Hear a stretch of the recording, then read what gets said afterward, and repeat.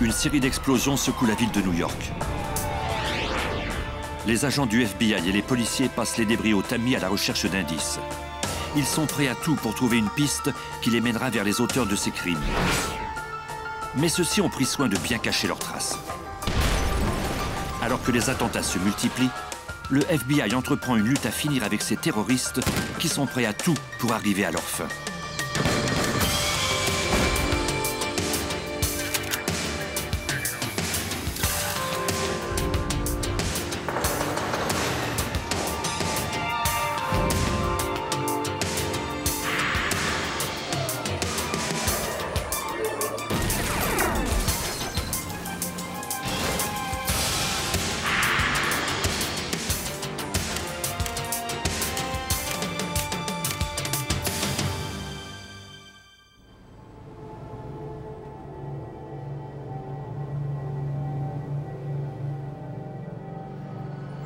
New York, le 26 octobre 1974, juste après minuit. Cinq explosions secouèrent Manhattan. Les policiers de New York se précipitèrent sur les lieux des attentats. La plus grosse détonation avait eu lieu dans le quartier des Affaires. L'enquêteur Elmer Toro, du service de police de New York, menait l'enquête. Après un seul coup d'œil aux dégâts, Toro sut qu'ils auraient de la chance s'ils trouvaient le moindre indice. Les terroristes semblaient avoir utilisé de la dynamite. Le problème avec les explosions, c'est que la plupart des indices sont détruits. On ne peut pas retrouver la dynamite elle-même. Tout ce qu'on peut espérer, c'est trouver une empreinte digitale ou un témoin oculaire. Les policiers interrogèrent tous ceux qui se trouvaient alors dans le quartier, mais aucun d'entre eux n'avait vu l'auteur du délit. À en juger par les fragments qu'on avait recueillis, la bombe avait été posée sous une voiture. On l'avait mise sous le moteur. En explosant, la déflagration avait fait sauter l'auto et propulsé le moteur dans les airs. On en a retrouvé des fragments jusqu'au 6e étage. C'était une explosion très puissante. On a rapidement compris que cette enquête allait être ardue.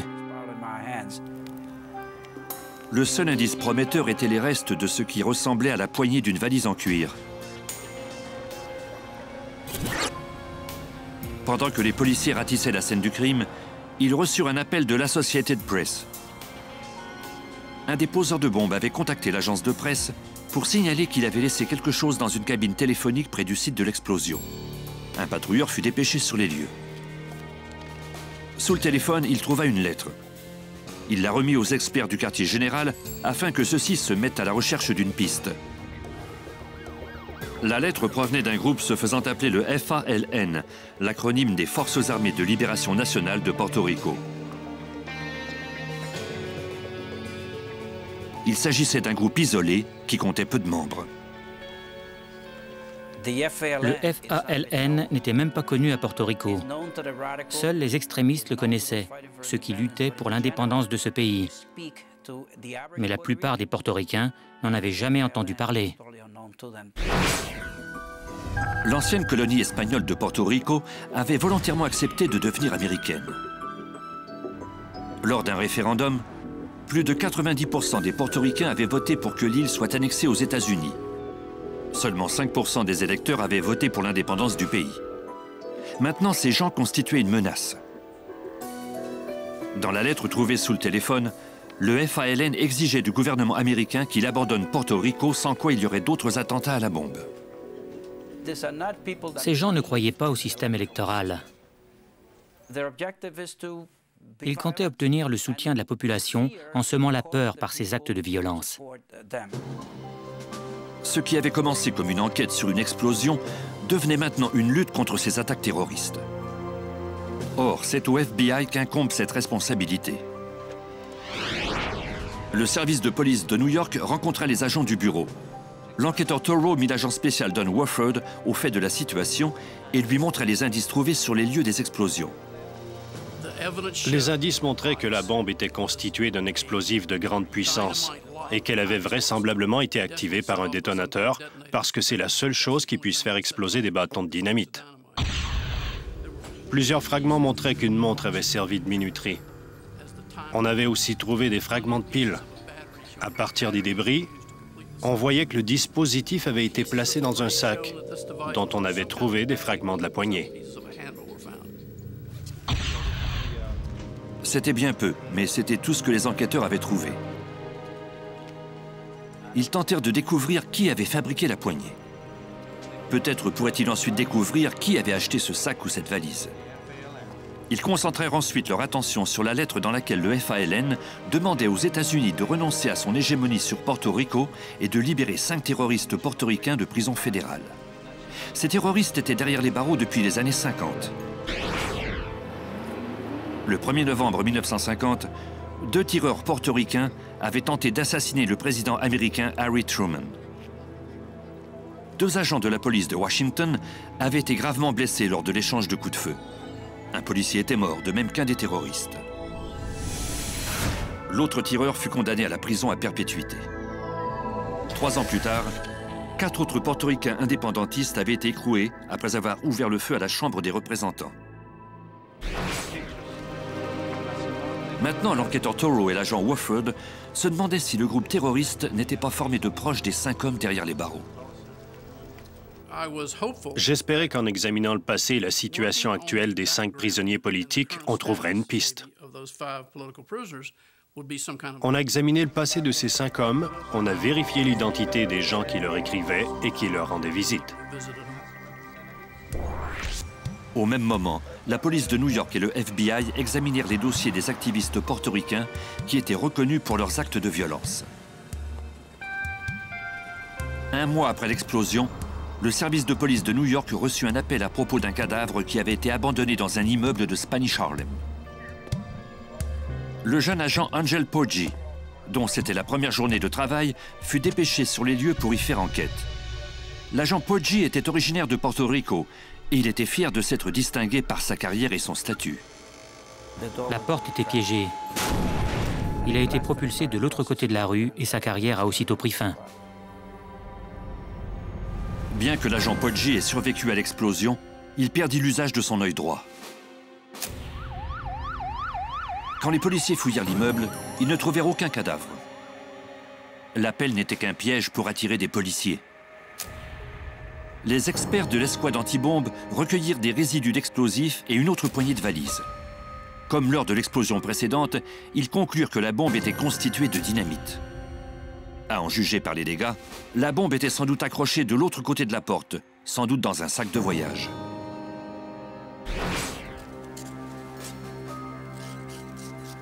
Par un autre appel téléphonique, les policiers trouvèrent une lettre du FALN qui revendiquait fièrement cet attentat qui avait atteint l'agent Poggi. Pour les enquêteurs du service de police de New York, cette enquête était devenue une affaire personnelle. Ils se battaient pour l'indépendance de Porto Rico, et voilà que le premier policier qu'ils blessaient était un jeune portoricain. Ce n'était qu'un enfant. Quand au sein de la police on se sent attaqué, on réagit différemment. On savait qu'une guerre venait de commencer. La lettre stipulait que l'attentat visait à venger la mort d'un poète portoricain peu connu, Martin Tito Pérez.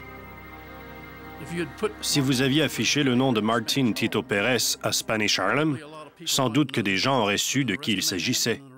Mais dans le reste de Manhattan et des États-Unis, personne ne savait qui c'était. À ce moment-là, on a compris que les suspects avaient des liens avec Spanish Harlem. Quelques jours plus tôt, des policiers avaient photographié un homme d'origine portoricaine alors qu'il distribuait des dépliants où l'on affirmait que Martin Pérez avait été assassiné par la police en prison. Même si la cause officielle de la mort de Pérez était le suicide, les activistes encourageaient la population à se venger de la police. Le nom de l'homme distribuant ces papiers était William Morales. William Morales était un activiste de Spanish Harlem. C'était un de ces types en faveur de l'indépendance de Porto Rico qui participait à toutes les manifestations reliées à cette cause. Il jouait un rôle dans le mouvement indépendantiste de Porto Rico. Bien que le comportement de Morales soit suspect, les policiers ne disposaient pas de preuves pour le coffrer. Ils continuèrent de chercher quelqu'un qui saurait quelque chose à propos de l'attaque du policier Poggi. Malheureusement, ils n'eurent pas de chance. L'enquête piétinait quand le FALN jeta son dévolu sur une taverne historique située au cœur du quartier des affaires de New York. les terroristes faisaient monter les enchères au nom de leur cause meurtrière.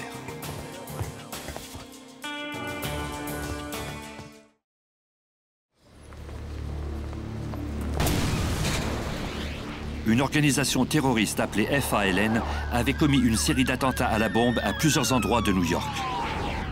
Le FBI tentait désespérément d'assembler les pièces du puzzle pour trouver les auteurs de ces crimes avant qu'ils ne frappent à nouveau. Mais la bataille était perdue d'avance. La taverne historique Frances, dans le quartier des affaires, était un endroit fréquenté par les courtiers de Wall Street.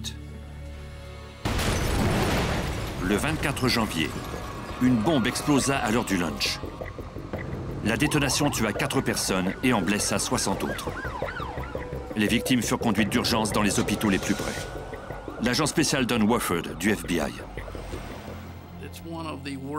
C'était l'une des pires scènes d'explosion que j'ai vues de toute ma carrière au FBI. Du rez-de-chaussée, il ne restait que des éclats de bois. Toutes les tables, les chaises et les murs n'étaient plus que des fragments. La première bombe n'avait fait aucune victime. La seconde visait une personne en particulier. Cette fois-ci, les terroristes avaient clairement l'intention de tuer le plus de gens possible. L'explosion avait eu lieu en plein jour et non à 3 heures du matin. Les terroristes n'avaient pas laissé leurs bombes dans un immeuble abandonné, mais plutôt dans un restaurant bondé de clients. C'est une image que l'agent spécial Rick Hahn ne pourra jamais oublier. Les rues étaient mouillées parce qu'on les avait arrosées pour nettoyer le sang des victimes sur la scène du crime. La vue de ces lieux m'a profondément troublé et convaincu de tout faire pour résoudre cette enquête. Sur le site de l'explosion, les enquêteurs trouvèrent une fois de plus une poignée de valises semblables à celles trouvées sur les autres scènes d'attentats à la bombe. En outre, des témoins déclarèrent avoir vu un homme suspect laisser un sac de voyage sur les lieux quelques minutes avant l'explosion. Ce type n'était pas vêtu pour aller manger à la taverne Frances avec des courtiers de Wall Street. Or, s'il s'était trompé d'endroit, pourquoi avait-il laissé ce sac de voyage? Il n'a rien fait de spécial, comme nous l'ont raconté les témoins. Il a simplement laissé le sac là. La bombe était donc déjà active. Cette chose était en marche. Et à en juger par les dégâts, il devait y avoir entre 20 et 30 bâtons de dynamite. Cet homme s'était donc promené dans Manhattan avec une bombe de 20 ou 30 bâtons de dynamite. Il faut être pas mal timbré pour faire ça.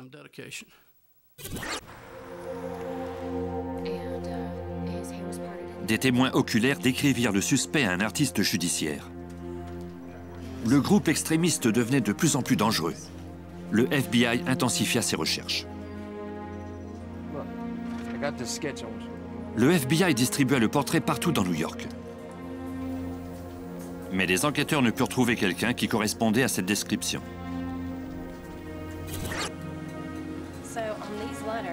Au labo, les experts examinèrent les maigres indices à leur disposition. Ils se concentrèrent notamment sur les lettres dans lesquelles les terroristes faisaient état de leurs exigences. Leur objectif était de tuer les dirigeants de sociétés commerciales. À l'époque, ces sociétés étaient perçues comme partie prenante de l'industrie militaire et, par conséquent, attaquer ces sociétés revenait à attaquer le gouvernement américain. Les techniciens de laboratoire confirmèrent que les 3 lettres laissées par le FALN avaient été rédigées sur le même papier et que la typographie était identique. Les indices étaient rares. On a été déçus d'apprendre que tout dans ces lettres, le papier, l'encre, les caractères, le genre de stencil utilisé, le logo, tout pouvait avoir été acheté n'importe où à Manhattan. Par contre, les poignées de valises, elles, fournissaient une piste intéressante aux experts de laboratoire. Les sacs de voyage utilisés pour transporter les bombes étaient toutes d'un modèle particulier et fabriqués par un seul manufacturier. Ça pouvait être le coup de chance espéré par les enquêteurs. Le FBI contacta le manufacturier pour obtenir la liste de tous les magasins de New York qui vendaient ce modèle de sac en particulier. Au cours des semaines suivantes, les enquêteurs visitèrent les détaillants et leur montrèrent le portrait robot du suspect. Malheureusement, aucun d'entre eux ne put l'identifier. Les explosions se multiplièrent. 3 mois après l'attentat de la taverne Frances, Le FALN revendiqua dans un communiqué l'explosion de 4 bombes après minuit dans le centre-ville de Manhattan. Puis, à Chicago, à 1300 km de distance, l'inimaginable se produisit. Des bombes explosèrent à 2 banques. Le FALN revendiqua aussi ces attentats par le biais d'un communiqué. Les terroristes représentaient maintenant une menace pour tout le pays. Au bureau du FBI de New York, les enquêteurs comparèrent le communiqué de Chicago à ceux qu'ils avaient déjà analysés. Aussitôt qu'on a vu l'entête, avec le logo, on a su que c'était bien le FALN. Les experts pourraient poursuivre leurs recherches sous un angle nouveau. Ça nous a permis d'échafauder de nouvelles hypothèses. On se disait que si on n'avait pas pu trouver les suspects à New York, c'était peut-être parce que le groupe était basé à Chicago. Les agents de New York contactèrent l'agent spécial William Dyson du bureau du FBI de Chicago. C'était la première fois que le FALN commettait un attentat à Chicago. La communauté portoricaine de New York est très importante et ces attaques semblaient strictement cibler New York. Or, maintenant, Chicago venait de tomber dans la mire de ces types. On a demandé à nos collègues de New York s'ils n'avaient pas des pistes, des indices. Dans quelle direction devions-nous aller? Les membres du FALN de Chicago communiquaient forcément avec ceux de New York et vice-versa. Ils se déplaçaient aussi. Le FBI et la police réexaminèrent la liste des suspects potentiels. On a cherché à voir si certains des suspects de notre liste n'avaient pas des liens quelconques avec la ville de Chicago. Se rendaient-ils souvent dans cette ville? Recevaient-ils des visiteurs de Chicago? Et on a fait la même chose avec les suspects de Chicago.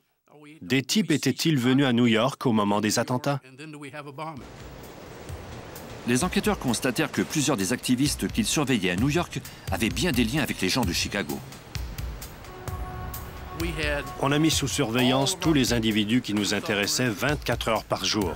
Et quand je dis surveiller, je veux dire qu'on les suivait partout où ils allaient.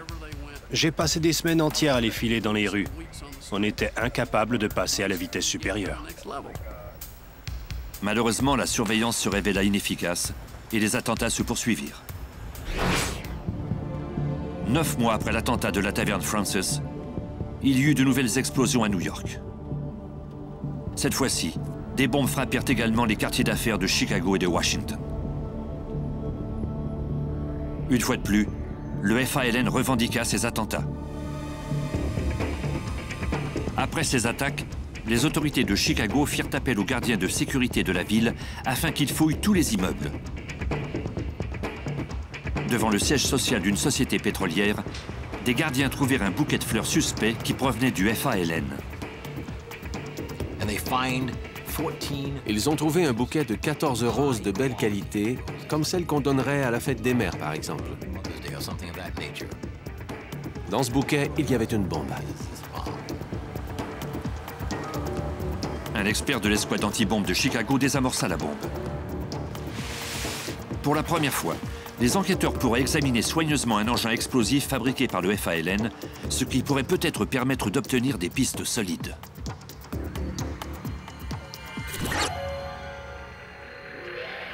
Un technicien du laboratoire judiciaire releva le numéro de série unique apparaissant sur les bâtons de dynamite. Il provenait du chantier de construction d'une digue au Nouveau-Mexique. Malheureusement, la piste s'arrêtait là. Il n'y avait pas eu de vol de dynamite à cet endroit. Les enquêteurs tentèrent ensuite de retracer la provenance du bouquet de roses. On devait aller voir les 800 fleuristes de Chicago. On les a tous visités l'un après l'autre. Et quand je dis « on », je veux dire les autorités, pas seulement les agents du FBI. Malheureusement, on n'a jamais pu savoir d'où provenaient ces roses. À New York, les agents du FBI constatèrent que les composantes de la dernière bombe étaient identiques à celles des autres bombes. Les enquêteurs dressèrent la liste de tous les détaillants de New York qui vendaient ces composantes. Ils en trouvèrent un en particulier où l'on trouvait toutes les composantes. On a identifié un magasin du Bronx qui vendait un modèle de montre en particulier. Ce détaillant vendait aussi des bonbonnes de propane et des sacs de voyage comme ceux qui avaient servi à transporter les bombes. Était-il possible que les terroristes aient été assez négligents pour avoir acheté toutes les composantes dans un même magasin? Au magasin en question, Les enquêteurs montrèrent à la propriétaire le portrait robot. Elle n'a pas pu nous donner le nom du type, mais elle a confirmé qu'une personne qui ressemblait à celle du portrait était effectivement venue acheter plusieurs sacs de voyage et des piles. Les enquêteurs tenaient enfin un bon filon. Ils montrèrent ensuite les photos des suspects à la propriétaire du commerce. Malheureusement, elle n'en reconnut aucun. Elle accepta toutefois d'aider les agents. On a demandé à la propriétaire de collaborer à l'enquête. Elle nous a autorisés à marquer discrètement les divers produits qu'elle vendait pour qu'on puisse les identifier plus tard s'ils étaient utilisés dans une bombe. Ces marques, si elles n'étaient pas détruites lors de l'explosion, pourraient confirmer que les composantes avaient bel et bien été achetées chez ce détaillant. Les enquêteurs firent également surveiller étroitement le commerce 24 heures par jour. Et quand une personne achèterait un sac, on la surveillerait. On tenterait de l'identifier et on chercherait à voir si cette personne ressemblait à celle du portrait robot. Maintenant, les agents ne pouvaient plus qu'attendre et espérer que les terroristes soient pris au piège.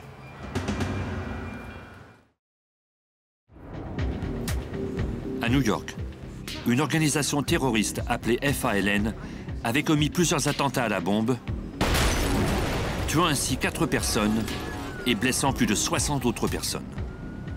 Le FALN avait étendu son rayon d'action à d'autres villes américaines comme Washington et Chicago. Le FBI faisait l'impossible pour trouver une piste sur le groupe. Les agents apprirent alors que des composantes semblables à celles utilisées pour faire les bombes étaient toutes vendues dans un même magasin du Bronx. Les agents établirent un réseau de surveillance. Malheureusement, ils n'obtinrent rien de concluant malgré quelques mois de travail. Peut-être les terroristes avaient-ils acheté les diverses composantes en grande quantité. Peut-être aussi s'étaient-ils aperçus que l'établissement était surveillé. Une fois de plus, ils avaient une longueur d'avance sur les enquêteurs.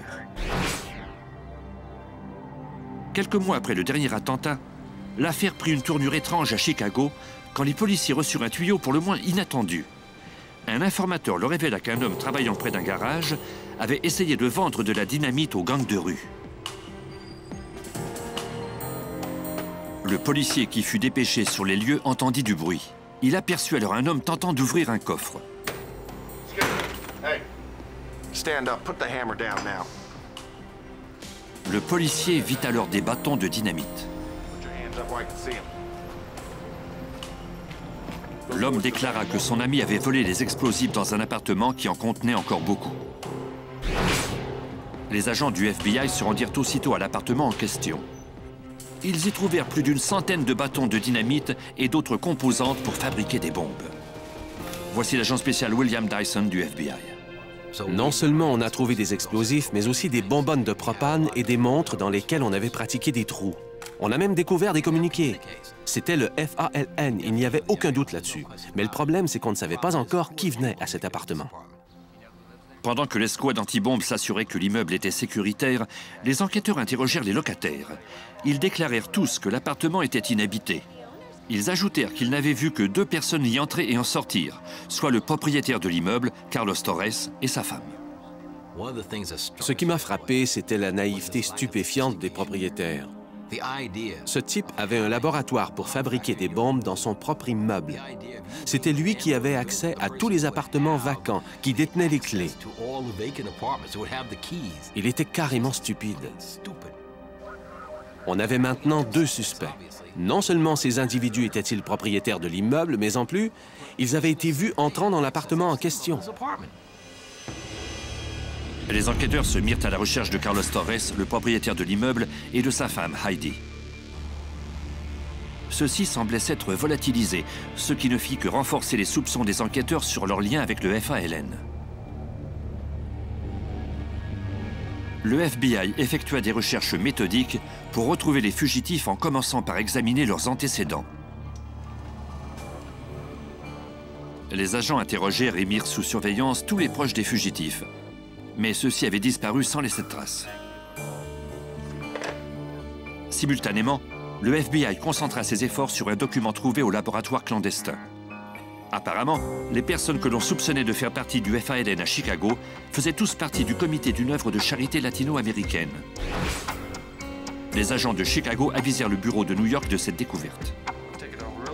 l'agent spécial Rick Horn du FBI. On croyait que le FALN avait mis sur pied cette œuvre de charité pour financer ses propres activités, pour assurer les déplacements de ses membres et pour recueillir des fonds. Selon les dossiers examinés par l'agent Don Warford, les suspects de Chicago avaient utilisé des billets d'avion payés par l'œuvre de charité pour se rendre à New York quelques jours avant les attentats à la bombe. L'organisme avait payé de nombreux allers-retours à certains de ses membres. Cette œuvre de charité était censée prêter de l'argent et accorder des bourses aux gens qui organisaient des activités pour la communauté hispano-américaine, comme des soirées de lecture de la Bible en espagnol et des soirées de chant, ce genre de choses. Les enquêteurs découvrirent également que le comité de cette œuvre de charité comptait quelqu'un qu'ils connaissaient déjà, William Morales, un extrémiste de New York. Ils surveillèrent étroitement Morales ainsi que tous les membres de ce comité, mais ne trouvèrent rien d'anormal. Ils ne disposaient pas assez d'indices pour mettre les suspects sur écoute ou pour obtenir des mandats de perquisition. 6 mois plus tard, dans l'immeuble de la Mobile Oil, près de la gare de Grand Central, une bombe cachée dans un bureau d'embauche tua une personne et en blessa 8 autres. Le FBI et le service de police de New York se rendirent sur les lieux pour interroger les témoins. L'employé qui s'occupait des demandes d'emploi déclara qu'elle avait vu l'auteur de l'attentat. Elle a dit « Je sais qui a laissé cette bombe parce que je l'ai vue et que je lui ai parlé ». Elle n'arrêtait pas de répéter que ce n'était qu'une enfant et qu'elle ne pouvait pas croire que cette jeune fille ait pu laisser une bombe pour tuer ainsi des gens.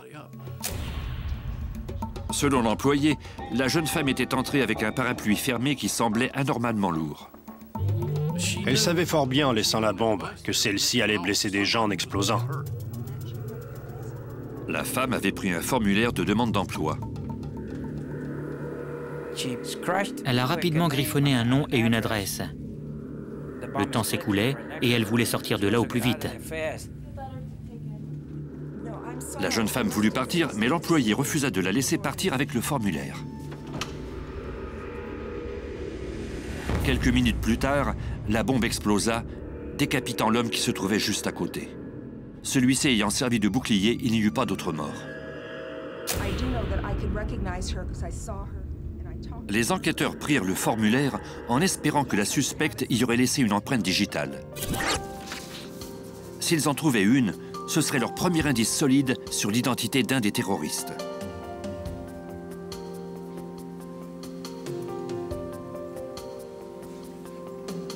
Les experts du labo ne trouvèrent rien sur le recto du document.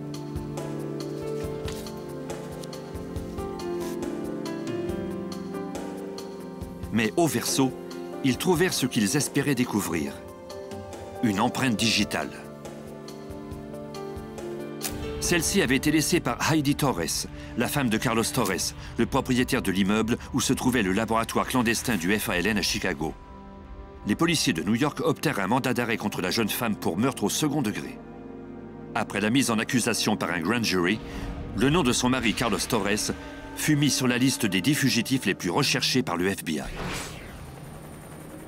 2 mois plus tard à Queens, dans l'État de New York,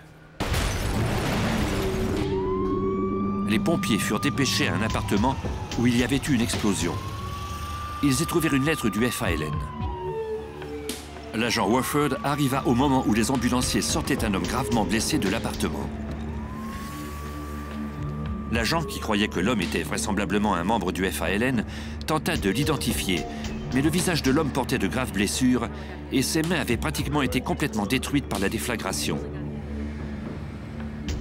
Dans l'appartement, les enquêteurs trouvèrent 3 petites bombes tuyaux.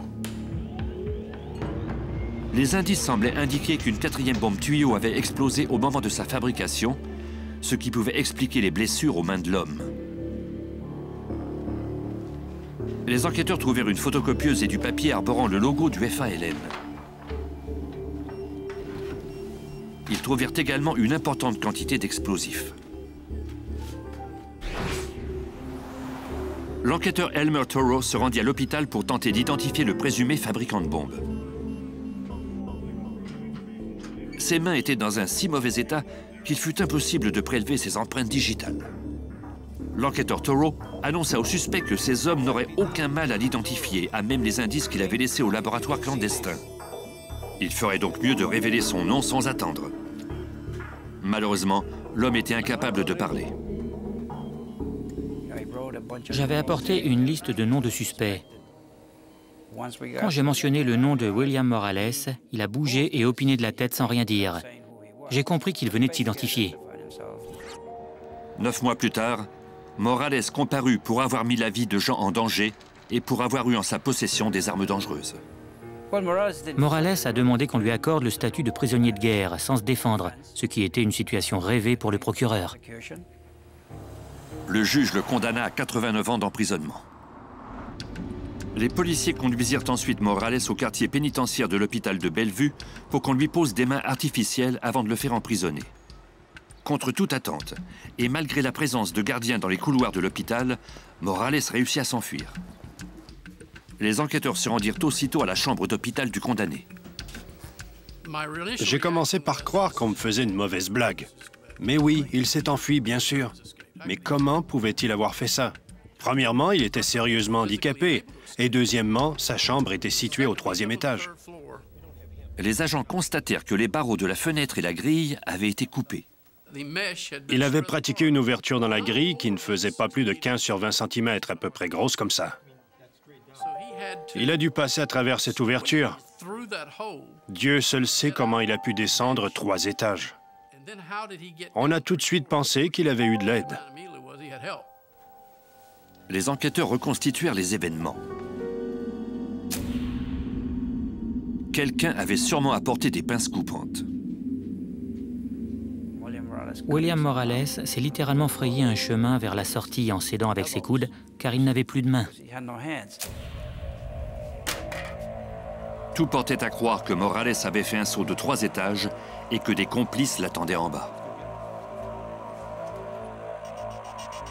Le FBI et la police de New York lancèrent les recherches pour retrouver Morales. On alerta la population ainsi que tous les services de police au pays. Mais plusieurs mois s'écoulèrent sans trace du fugitif. Puis les terroristes frappèrent de nouveau. 6 mois après l'évasion de Morales, le FALN commit de nouveaux attentats à la bombe à New York, Chicago, ainsi qu'à San Juan, à Porto Rico.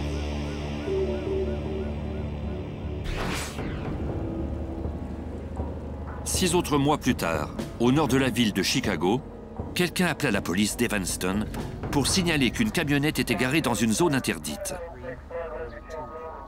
Les agents vérifièrent le numéro de plaque d'immatriculation et découvrirent que le véhicule avait été volé. Ils mirent le véhicule sous surveillance pour voir si quelqu'un viendrait le chercher. Ils l'ont surveillé plutôt que de le faire remorquer. Un peu plus tard, un homme et une femme garèrent leur voiture près de la camionnette et commencèrent à transférer des effets dans le véhicule. Police, put your hands up! Let me see your hands! Let me see your hands! Turn around! Face away from me! Stay right where you are! Les policiers qui les arrêtèrent trouvèrent des fusils.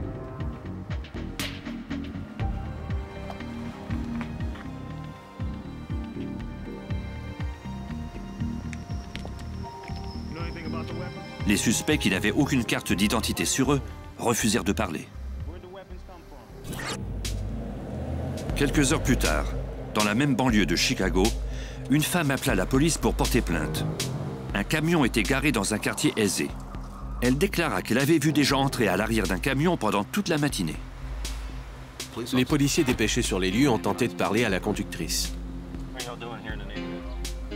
Pourquoi êtes-vous ici? Je suis venu voir des gens. Qui? La personne qui vit ici? Comment s'appelle-t-elle? Je ne le sais pas. Elle donnait des descriptions très vagues.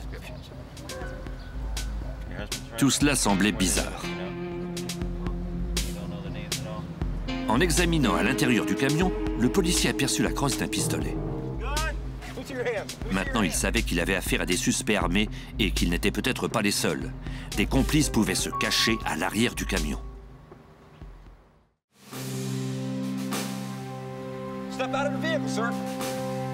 Pendant une vague d'attentats terroristes, des policiers d'Evanston en Illinois arrêtèrent un couple suspect. À l'arrière de leur camion, ils trouvèrent des individus armés de fusils de chasse et de pistolets.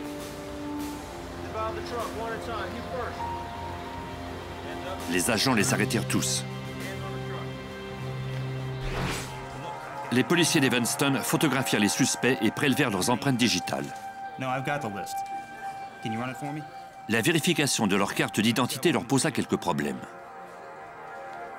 Les noms qui figuraient sur ces cartes étaient tous des noms d'emprunt. Les enquêteurs tentèrent d'interroger les suspects, mais ceux-ci refusaient de parler.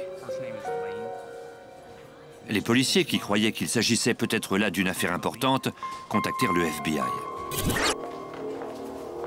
En arrivant, l'agent spécial William Dyson du FBI reconnut un des prisonniers. C'était un membre important du FALN. Il faisait partie des 10 fugitifs les plus recherchés. C'était Carlos Torres. L'agent Dyson reconnut également d'autres membres du FALN parmi les prisonniers. C'était comme si je regardais les photos de ces types que j'avais accrochés au mur de mon bureau. On avait mis la main au collet des membres du FALN. On savait que c'était eux et qu'on les identifierait sous peu. Les agents du FBI examinèrent d'un peu plus près les fausses cartes d'identité. Par expérience, ils savaient que les criminels qui se servent de fausses cartes mettent une vraie adresse qui peut leur servir dans leurs activités quotidiennes. Ils remarquèrent alors que plusieurs de ces cartes portaient la même adresse, à Chicago. Les agents du FBI, aidés de la police de Chicago, firent une descente à cette adresse et y trouvèrent diverses composantes servant à fabriquer des bombes et d'autres indices sur le FALN. Grâce aux informations recueillies sur les terroristes, ils firent d'autres descentes à Milwaukee, à New York et au New Jersey. Ils identifièrent ainsi d'autres repères du FALN. 6 ans après le premier attentat à la bombe, un jury de la Cour fédérale reconnut les terroristes coupables de conspiration séditieuse, de port d'armes illégales, de transport de véhicules volés d'un État américain à un autre, parmi d'autres chefs d'accusation. Mais le présumé chef du FALN, William Morales, était toujours en liberté. Juste avant le prononcé de sa peine, un membre du FALN décida de collaborer avec les autorités en échange d'une peine réduite. Il déclara que les 11 terroristes se trouvaient à Evanston pour voler un fourgon blindé afin de financer d'autres attentats à la bombe. Il décrivit également une rencontre qui s'était tenue dans un repère de Milwaukee. Ils s'étaient rencontrés pour planifier leur prochain coup. L'homme qui était à la tête de cette rencontre portait une cagoule et il était donc impossible de le reconnaître, mais il n'avait pas de main. On a tout de suite su qu'il s'agissait de William Morales. L'extrémiste et chef du FALN William Morales avait perdu ses mains quelques années plus tôt alors qu'il fabriquait une bombe. Les enquêteurs pressèrent l'homme de leur donner plus d'informations, mais celui-ci déclara ne pas savoir où se trouvait Morales. Les agents lui demandèrent ensuite de leur décrire comment le FALN s'y prenait pour recruter de nouveaux membres. On devait savoir comment ils recrutaient ces gens. Une fois qu'on saurait ça, on pourrait les retrouver. Les enquêteurs apprirent que le FALN recrutait ses membres à même les rangs des extrémistes portoricains. Les nouveaux membres devaient abandonner toute activité politique et éviter de se faire remarquer. Avec cette idée en tête, l'agent spécial Rick Hahn fouilla parmi les centaines de dossiers d'extrémistes portoricains. Il lui faudrait beaucoup de chance pour identifier les derniers membres du FALN ainsi. On a cherché les types qui ne se rendaient plus dans les ralliements et d'autres rencontres de ce genre et qui avaient cessé de faire parler d'eux. Et on a commencé à les surveiller. Plus d'une année s'écoula avant que le FBI ne trouve finalement un suspect qui semblait mener une double vie. Très rapidement, on s'est rendu compte que ce type était louche. Il avait des activités anormales. Les agents suivirent le suspect jusqu'à un repère du FALN. Sur la base de leurs soupçons, ils obtinrent l'autorisation de mettre le suspect sur écoute électronique.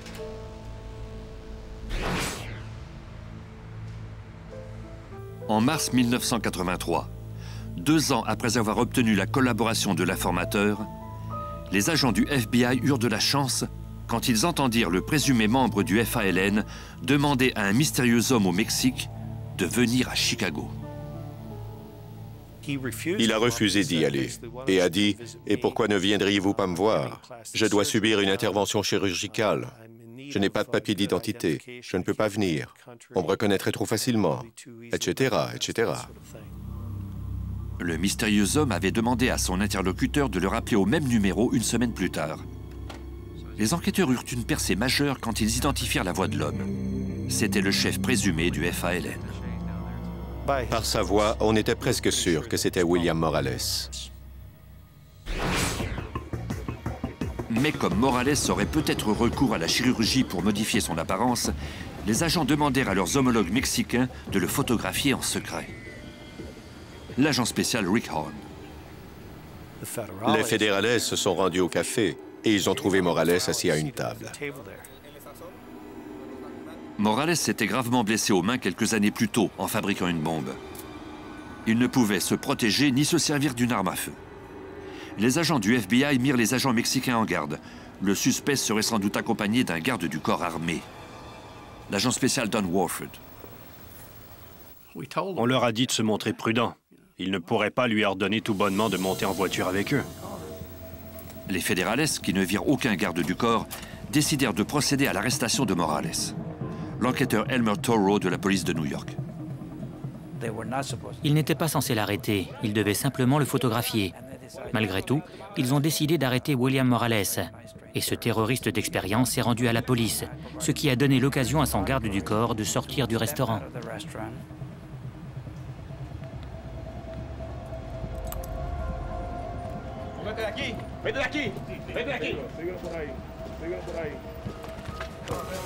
Le garde du corps ouvrit le feu et blessa grièvement un des agents mexicains. L'autre agent riposta, tuant le garde du corps.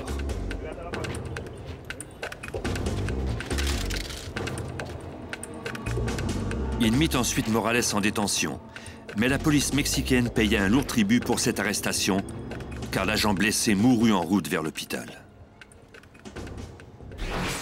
L'enquêteur Elmer Toro de la police de New York se rendit aussitôt au Mexique pour y interroger Morales et prendre les dispositions nécessaires pour le ramener aux États-Unis.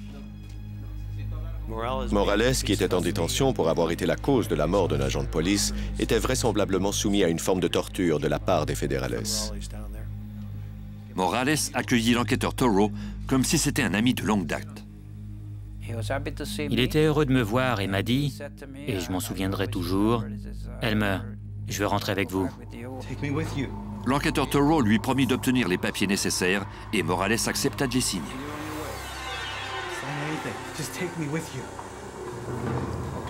Quand les agents mexicains apprirent que Morales allait retourner aux États-Unis, ils le traitèrent mieux, sans doute pour éviter un scandale. De retour à son hôtel, l'enquêteur Toro appela le FBI pour annoncer la nouvelle de l'arrestation de Morales. D'habitude, on n'arrive jamais à rien avec les autorités mexicaines. Mais là, Morales voulait rentrer au pays. On avait tous envie de remercier le bon Dieu. Laissez-le rentrer. Mais la situation n'était pas si simple que cela. J'ai alors regardé le bulletin de nouvelles et j'ai vu cet abruti qui nous dénonçait. Morales apparaissait à la télé, flanqué d'avocats extrémistes de Cuba, des États-Unis et du Mexique. Il condamnait maintenant les États-Unis avec véhémence. Il avait eu le temps de se trouver toute une armée d'avocats d'un peu partout. Il y avait des gens de Cuba, des avocats très puissants. Et dès qu'il a eu la protection de ses avocats, il n'a plus eu besoin de moi et il ne voulait plus rentrer.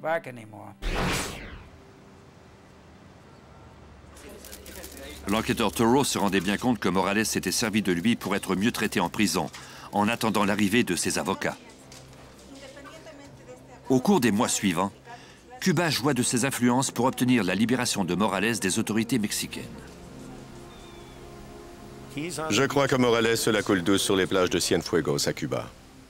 Tôt ou tard, le gouvernement de Fidel Castro va être défait et on va peut-être finir par le retrouver. Morales étant en exil pour toujours et des membres clés du FALN séjournant en prison, le règne de 8 ans du groupe d'extrémistes a enfin pris fin. Par leur travail d'enquête acharné et de longues opérations de surveillance, les agents du FBI et la police ont fini par avoir raison d'un des groupes de terrorisme intérieur les plus dangereux de l'histoire des États-Unis.